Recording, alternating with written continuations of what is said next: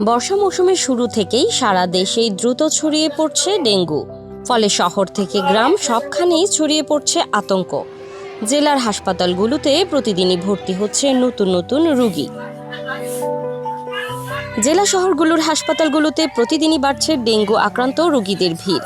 মেহেরপুর 250 শয্যা বিশিষ্ট জেনারেল হাসপাতাল, যেখানে ডেঙ্গু রোগীদের জন্য খোলা হয়েছে আলাদা ওয়ার্ড, এই হাসপাতালটিতে গত 1.5 মাসে ডেঙ্গু রোগী আক্রান্ত হয়ে ভর্তি হয়েছেন 140 জনের বেশি। এদের মধ্যে অনেকেই সুস্থ হয়ে বাসায় ফিরেছেন, কেউ আবার নিচ্ছেন চিকিৎসা।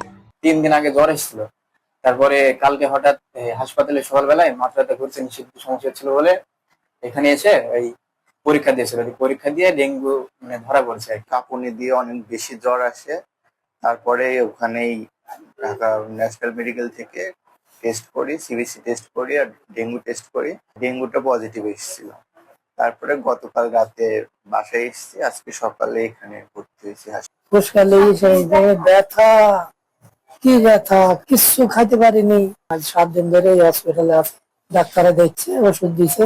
1 সপ্তাহ থেকে আমার মেয়ের জ্বর এসছে। কালকে পরীক্ষা করার পরে ধরা পড়েছে যে ডেঙ্গু। হাসপাতালটিতে চিকিৎসা নিতে আসা রোগীরা অভিযোগ করছেন, নোংরা ও স্যাঁতসেঁতে পরিবেশে চলছে চিকিৎসা সেবা। এখানে চিকিৎসাধীন আছে, এখানে চিকিৎসা আরেকটু উন্নত হলে ভালো হয়।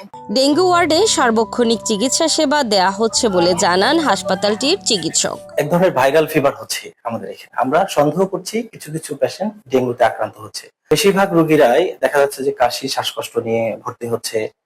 কেউ কেউ ডেঙ্গুর যেগুলা ক্লাসিক্যাল যে ফিচার গুলো আছে সেই ক্লাসিক্যাল ফিচার নিয়েও আসতেছে। আমাদের পর্যাপ্ত লোকবল এবং লজিস্টিক এখানে আছে।